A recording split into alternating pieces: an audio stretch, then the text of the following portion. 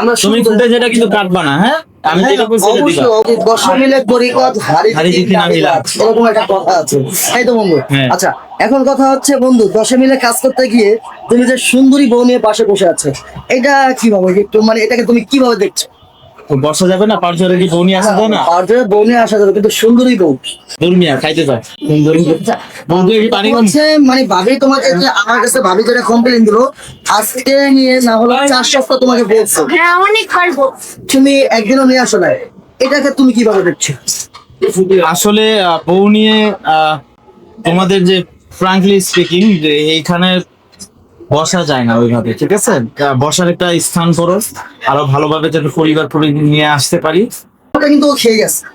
আমাকে দেখাইছে পিক, আমি বলছি যে আমার জন্য নিয়ে আসো নাই, তা কি শেষ হয়ে গেছে।